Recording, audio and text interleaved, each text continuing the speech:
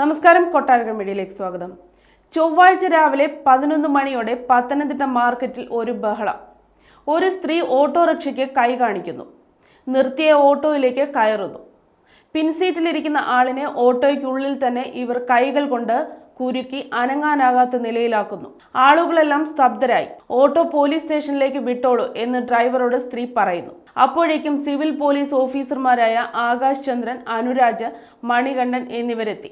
അനുരാജും മണികണ്ഠനും കൂടി ഓട്ടോയിൽ കയറി. അടുത്തു തന്നെയുള്ള പോലീസ് സ്റ്റേഷനിൽ ഓട്ടോ എത്തിയപ്പോഴാണ് സ്ത്രീ മഫ്തിയിലായിരുന്ന വനിതാ സിവിൽ പോലീസ് ഓഫീസർ ആയിരുന്നെന്ന് പിന്നാലെ എത്തിയവർക്ക് മനസ്സിലായത്.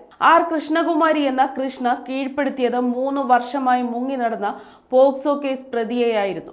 എറണാകുളം തൃപ്പൂണിത്തുറ നടമ വില്ലേജിൽ കോശ്ശേരി വീട്ടിൽ സുജിത്തായിരുന്നു പ്രതി. പത്തനംതിട്ടയിൽ വാടകയ്ക്ക് താമസിച്ചിരുന്നപ്പോൾ പ്രായപൂർത്തിയാകാത്ത പെൺകുട്ടിയെ പീഡിപ്പിച്ച കേസിലായിരുന്നു ഇയാൾ അറസ്റ്റിലായത്. ജാമ്യത്തിൽ ഇറങ്ങിയ ശേഷം കേസിന്റെ വിചാരണ ഘട്ടങ്ങളിൽ ഹാജരാകാതിരുന്നതിനെ തുടർന്നാണ് പത്തനംതിട്ട അതിവേഗ പോക്സോ കോടതി അറസ്റ്റ് വാറണ്ട് പുറപ്പെടുവിച്ചത്.